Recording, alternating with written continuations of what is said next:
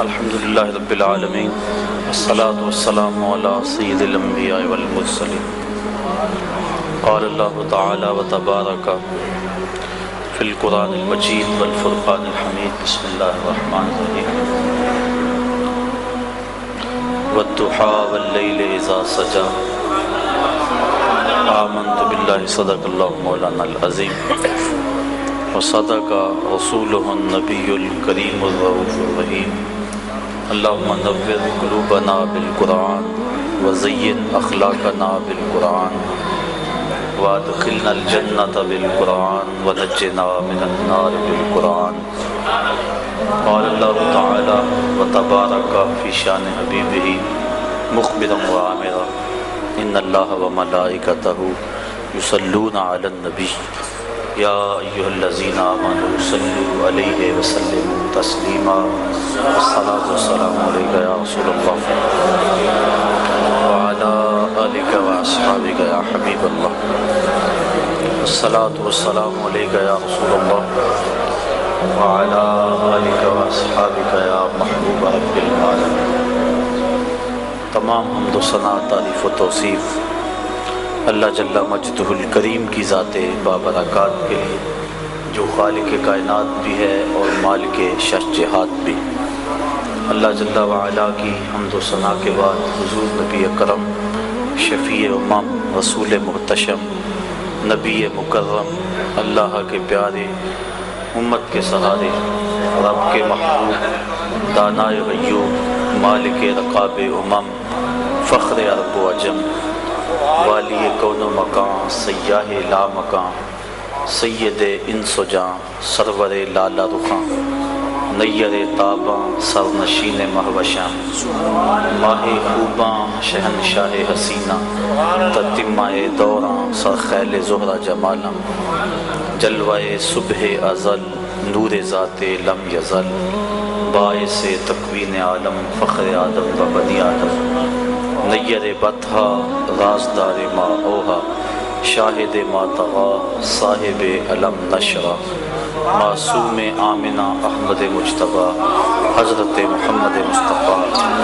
صلی اللہ علیہ وسلم کے حضور ناز میں اپنی محبتوں کا نیاز پیش کرنے کے بعد واجب الاحترام ذوی الاحتشام برادران اسلام، السلام علیکم ورحمۃ اللہ۔ آپ کی اس مرکزی جامع مسجد شان اسلام میں حضور شفیع امم، رسول محتشم، نبی مکرم صلی اللہ علیہ وسلم کی نعت کے حوالے سے آج جو خوبصورت محفل پاک منعقد ہوئی، مجھے بھی حاضری کا شرف نصیب ہوا۔ اس سے پہلے بھی یہاں میں حاضر ہوتا رہتا ہوں۔ اللہ تعالیٰ زبان پہ کلمت الحق جاری فرمائے اور حضور کی محبتوں کی فراوانی ہم سب کو نصیب فرمائے، اور محبت کا جو نتیجہ ہے عمل اور اطاعت، اس سے ہم سب کو مالا مال فرمائے۔ جو ہمارے لفظ زبان سے نکلتے ہیں وہ عمل کا روپ دھار لیں اور ہم چلتے پھرتے حضور کی سنت سیرت کا مجسمہ نظر آئیں۔ میرے استاذ المکرم ایک بڑا پیارا جملہ فرمایا کرتے تھے، آج بھی جب میں وہ لفظ اپنی زبان سے ادا کرتا ہوں تو مجھے ان کا لہجہ، ان کے زبان کی مٹھاس نظر آ جاتی ہے۔ وہ کیا کسی نے کہا تھا، اجاڑ رت کو گلابی بنائے رکھتی ہے میری آنکھ تیری دید سے وضو کر کے۔ تو مجھے وہ ان کا انداز کہنے کا، جو ان کی حیت تھی، وہ آنکھوں کے سامنے سارا نقشہ گھوم جاتا ہے۔ تو وہ فرمایا کرتے تھے، یہ نہ ہو کہ لوگ تمہیں پوچھے تم کون ہوتے ہو اور تمہیں بتانا پڑے کہ ہم مسلمان ہوتے ہیں۔ یہ دیکھو مذہب کے خانے میں اسلام لکھا ہوا ہے۔ آپ فرمایا کرتے تھے، نہ کسی کو پوچھنا پڑے نہ کسی کو بتانا پڑے، تمہاری شکل و صورت، بضاقطہ اٹھنا بیٹھنا ایسا ہو کہ تم دور سے چلے آ رہے ہو، لوگ کہیں وہ دیکھو آقا کا غلام آ رہا ہے۔ ہماری پہچان، ہماری معرفت ہی ایسی ہو، اور یہ اتنی پیاری معرفت ہے۔ کتاب کا نام ہے البشر الکئیب بلقاء الحبیب، امام سیوطی کی مصنفہ ہے۔ آپ نے لکھا ہے کہ ایک شخص قبر میں گیا تو قبر میں منکر نکیر سوال کرنے کے لیے پہنچے قانون قدرت کے مطابق۔ من ربوں کا ما دینوں کا سوال شروع ہوا تو اس کی داڑھی کے جو سفید بال تھے وہاں وہ مہندی لگایا کرتا تھا، چونکہ حضور مبارک کی داڑھی پاک میں 18 سے 22 تک سفید بال تھے۔ مختلف روایتیں موجود ہیں، بعض نے 18 لکھا ہے، بعض نے 20 لکھا ہے، بعض نے 22 لکھا ہے، مختلف روایتیں موجود ہیں۔ یہ صحابہ کی محبت تھی نا کہ وہ حضور کی داڑھی کے سفید بالوں کو بھی گن رکھا تھا، اور ایسا حلیہ اور ایسا نقشہ آپ کو کسی کا نہیں ملے گا جیسا حلیہ اور جیسا نقشہ حضور کا ملتا ہے۔ صحابہ کی یہ محبتیں ہیں، حضور کی ایک ایک ادا کو انہوں نے محفوظ کر لیا تھا، اور یہ کمال محبت تھی صحابہ کی حضور کے ساتھ، اور کیوں نہ ہوتی۔ حافظ شیرازی لکھتا ہے، اپنے محبوب کو کہتا ہے کہ میرے جیسا زمانے میں کوئی عاشق نہیں ہوگا، جس طرح کا میں عاشق ہوں زمانے میں ایسا کوئی عاشق نہیں ہوگا، اور پھر خود کہتا ہے اس لیے تیرے جیسا محبوب بھی تو کوئی نہیں تھا۔ تو بات یہ ہے کہ اگر صحابہ کا عشق ضرب المثل ہے کہ لوگوں نے بڑے قصے پڑھے ہیں محبتوں کے، لیکن آج تک آپ نے نہیں سنا ہوگا کہ کوئی محب اپنے محبوب کا لعاب بھی ہاتھوں پہ لیتا ہو۔ تو یہ اگر عشق اتنا بڑا ہے تو حسن بھی تو اتنا بڑا ہوگا، کیونکہ عشق میں گرمی جو ہے وہ حسن کی وجہ سے ہوتی ہے۔ حضرت اقبال نے کہا نا، فرصت کشم کشم دے دل بے قرار رہا، یک دو شکن زیادہ کن گیسوئے تابدار رہا۔ وہ کہتے ہیں کہ کشم کش کی فرصت بھی نہ دے اس تابدار دل کو جو کہ پیچ و تاب کھا رہا ہے، اپنی زلف کو اور شکر ڈال دے تاکہ میرا عشق بڑھتا رہے۔ تو حسن بڑا ہو تو عشق بھی بڑا ہوتا ہے۔ تو صحابہ کا جو حسن حضور کے ساتھ تھا اس کی مثال دنیا پہ ملنا مشکل ہی نہیں، ناممکن ہے، اس لیے کہ ایسا حسن کوئی نہیں تھا، اور جب حسن نہیں ایسا ہوگا تو عشق بھی ایسا نہیں ہوگا۔ تو صحابہ کی محبت ہے کہ انہوں نے حضور کی مبارک داڑھی کے بال بھی گن رکھے ہیں۔ 18 سے لے کر 22 تک حضور کی داڑھی مبارک میں سفید بال تھے، اور ان بالوں کو حضور سرخ مہندی کا وسمہ کرتے تھے۔ اب اس سنت کو ادا کرتے ہوئے وہ مرنے والا بھی اپنی داڑھی کی سفید بالوں کو اس نے سرخ مہندی سے وسمہ کیا ہوا تھا۔ جب نکیرین آئے، ایک نے پوچھا من ربوں کا ما دینوں کا سوال شروع کیے، دوسرے نے بازو سے پکڑ کر ایک اپنے ساتھی کو پیچھے ہٹاتے ہوئے اس کی داڑھی کی طرف اشارہ کیا، کہا تجھے نظر نہیں آ رہا کہ اس کے چہرے میں اسلام کا نور چمک رہا ہے؟ اس سے سوال کر رہا ہے، تجھے نظر نہیں آ رہا کہ اس کے چہرے میں اسلام کا نور چمک رہا ہے؟ کاش کہ ہماری پہچان ایسی بن جائے۔ میں کہتا ہوں ہمارا جیسا عقیدہ ہے نا، ایسا عقیدہ کسی کے پاس نہیں ہے۔ اس پہ دلائل موجود ہیں الحمدللہ، آپ سروے کر کے دیکھ لیں، غیر جانبدار ہو کے دیکھ لیں، نہیں تو ایک میں بات کیا کرتا ہوں کہ 300 سال کی کتابیں چھوڑ دیں، یہ جو 3 سال ساری خرابی عموماً ان 300 سالوں میں، اس سے قبل کی کتابیں پڑھ لیں، تفاسیر پڑھ لیں، احادیث پڑھ لیں، اس سے قبل محققین کی تصانیف پڑھ لیں، تو آپ کو پتہ چل جائے گا کہ سچائی کیا ہے۔ اور یہ ایک الگ مضمون ہے اور ایک الگ عنوان ہے۔ تو اللہ تعالیٰ نے بڑا ستھرا، سچا اور پاکیزہ ہم کو عقیدہ عطا کیا ہے۔ حضور کا نام سن کر ابھی آپ مچل رہے تھے اور اب بھی مچل رہے ہیں، یہ علامت محبت ہے۔ لوگ پوچھتے ہیں نا جی تم میلاد کرتے ہو، کہاں لکھا ہوا ہے، یہ محفل نعت کہاں لکھی ہوئی ہے؟ تو اس کے دلائل موجود ہیں، لیکن میں اپنے لہجے میں کہا کرتا ہوں کہ یہ ہو سکتا ہے کہ پھول کا تذکرہ چھڑا ہو، بلبل دلیلیں مانگ رہا ہو۔ یہ کیسے ہو سکتا ہے کہ بات شمع کی چل رہی ہو اور پروانہ کہے کہ لکھا کہاں ہوا ہے؟ اور یہ بھی ممکن نہیں کہ بات محبوب کی ہو رہی ہو اور محب دلیلیں ڈھونڈتا پھرے کہ محبوب کی تعریف کے لیے بھی مجھے دلیل فراہم کرو۔ دیکھو تو صحیح، حضور کا نام سن کے جس کا چہرہ کھلتا نہیں، جس کے چہرے پہ طمانیت کا نور نہیں پھیلتا، جس کی آنکھوں کی پتلیاں خوشی سے چڑھ نہیں جاتی، تو آپ سمجھ لیں کہ اس کے اندر کچھ بھی نہیں ہے، اندر اس کا خالی ہے۔ زبان پہ کلمہ ہے لیکن سینے میں نہیں اترا، اس کا دل نور ایمان سے خالی ہے۔ یہ ہو ہی نہیں سکتا کہ ذکر حضور کا ہو اور کلیجے میں ٹھنڈ نہ پڑے۔ حضرت شیخ مہدی الفاسی مطالع المصغات شرح دلائل الخیرات میں لکھتے ہیں، فرماتے ہیں حضور کا تذکرہ سن کے جس کے دل میں تسکین نہ پہنچے اس کے سینے میں دھڑکتا ہوا دل کسی مومن کا دل ہی نہیں ہے۔ یہ ہو ہی نہیں سکتا کہ اس کو تسکین نہ پہنچے۔ میں کسی دور میں ایک نعت مجھے یاد آ گئی، کبھی کبھی فرصت ملے، آج کل تو خیر فرصت ہی نہیں ہے تو لکھنے کا بھی کبھی شوق ہے، تو ایک نعت پرانی یاد آ گئی کہ مشکلیں کافور ہوں غم سے رہا ہو جائیے، مشکلیں کافور ہوں غم سے رہا ہو جائیے، شہنشاہی چھوڑ کر ان کے گدا ہو جائیے۔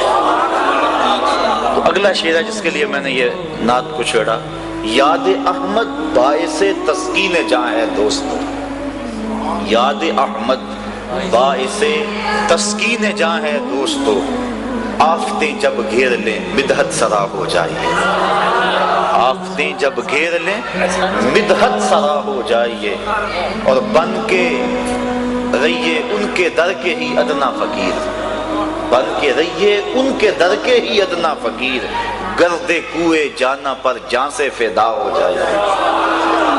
اور غالب کا ایک شعر ہے کہ عشق بتاں فکر معاش، اس مختصر سے زندگی میں وہ کہتا ہے کیا کیا کریں، کتنے کام ہیں، تو اس شعر میں اس کا جواب دیا گیا ہے، یاد آئے رفتگاں عشق بتاں فکر معاش، اس مصیبت میں پھنسے ہو با خدا ہو جائیے، اور ان کی ہر سنت ہو ثاقب جان و دل سے بھی عزیز، ان کی ہر سنت ہو ثاقب جان و دل سے بھی عزیز، مصطفیٰ کی ذات میں ایسے فنا ہو جائیے۔ تو بات یہ ہے کہ نبی کا تذکرہ یقیناً روح کو قرار دیتا ہے اور قلب کی تسکین کا سبب ہے، اور اہل ایمان حضور کے ذکر کی خوشبو سے اپنے مشام جاں کو معطر کرتے رہتے ہیں، اور یہ بہانے تلاش کرتے ہیں، کوئی بہانہ ملے تو حضور کا ذکر چھڑے، اور حضور کا جب ذکر چھڑتا ہے تو خوشبو پھیلتی ہے، ماحول کے اندر ایک نور پھیلتا ہے، جہاں محافل ہوتی ہیں لگتا ہے جیسا رحمتوں کی برسات ہو رہی ہے اور کرم کی برکھا برس رہی ہے۔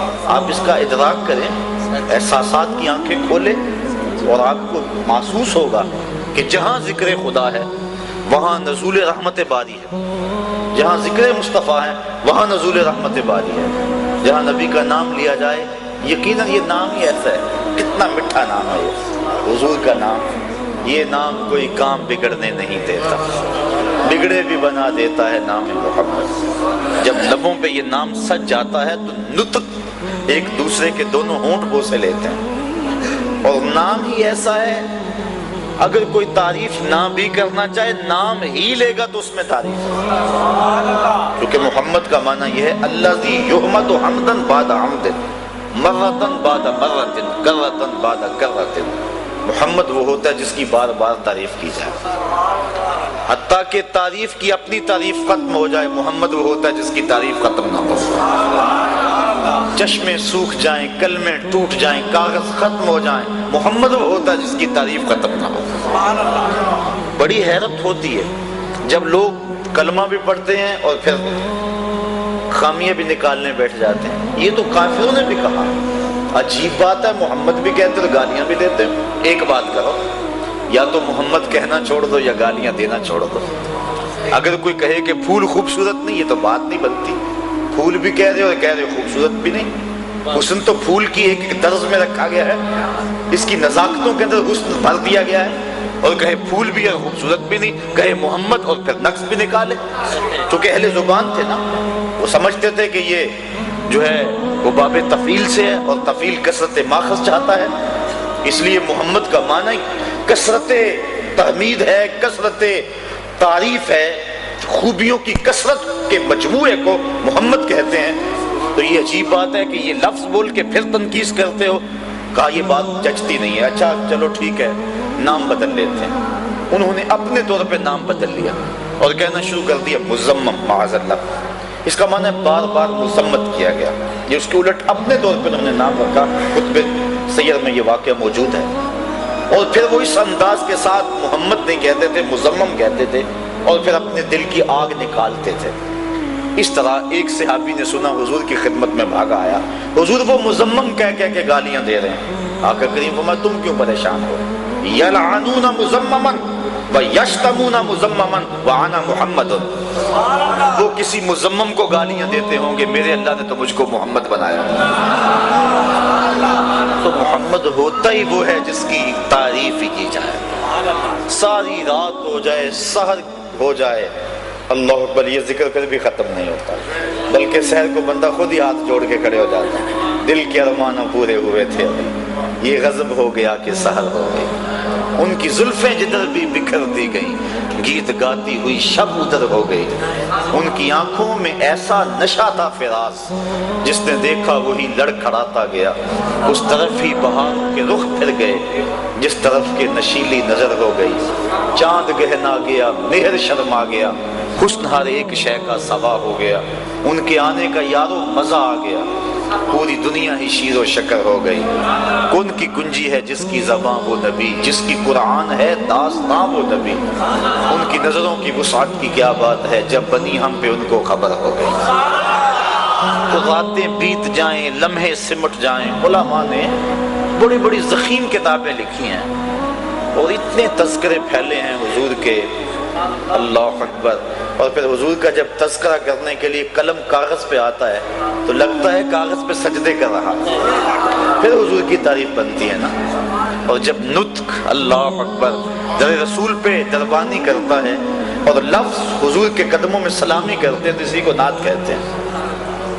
حضرت حسین حضرت نے تو اپنے انداز میں نعت کو بیان کیا ہے، وہ کہتا ہے زباں ہو محو توصیف و ثنا تو نعت کہتا ہوں، زباں ہو محو توصیف و ثنا تو نعت کہتا ہوں، بنے جب دھڑکنے صلی اللہ تو نعت کہتا ہوں۔ جب دل کا ایک ایک تار نبی نبی بولے تو پھر نعت بنتی ہے نا، جب تن من ہر سمت وہ روشنی اور وہ اجالے پھیل جائیں تو پھر نعت بنتی ہے۔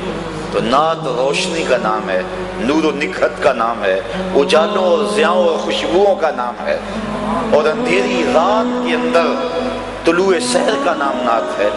اور اہل ایمان شروع سے نعت پڑھتے آئے ہیں اور اپنی محبتوں کا اظہار کرتے آئے ہیں۔ اللہ کے محبوب علیہ السلام نے جب فتح مکہ کیا، آپ جانتے ہیں کہ وہ منظر اسلام کا شاندار اور شوکت والا دن تھا، لیکن حضور علیہ السلام کی پیشانی یوں جھکی ہے کہ اونٹ کے کجاوے کے ساتھ حضور کی پیشانی لگی ہوئی ہے۔ حضور نے سب کو معاف کر دیا، جب سب حاضر ہو کے کانپ رہے تھے، اجڑیاں پھینکنے والے، پتھر مارنے والے، گڑھے کھودنے والے، گلے میں کپڑا ڈالنے والے قطاروں میں تھے، سب کانپ رہے تھے، پتہ نہیں کیا سلوک ہوگا۔ تو زبان نبوت سے کیا جملے نکلے؟ اللہ اکبر، اذهبوا انتم الطلقاء لا تثریب علیکم اليوم، جاؤ چلے جاؤ، میں تمہیں کچھ نہیں کہتا، تم آزاد ہو۔ آج میں وہی کہوں گا جو جناب یوسف نے اپنے بھائیوں سے کہا تھا۔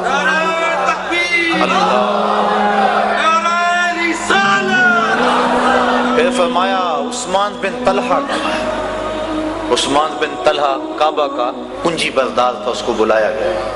ایک دن حضور نے کہا تھا مجھے چابی دو، میرا جی چاہتا ہے کہ میں کعبۃ اللہ کو کھولوں، اندر جاؤں اور نوافل ادا کروں۔ تو اس نے کہا تھا میں آپ کو چابی نہیں دے سکتا۔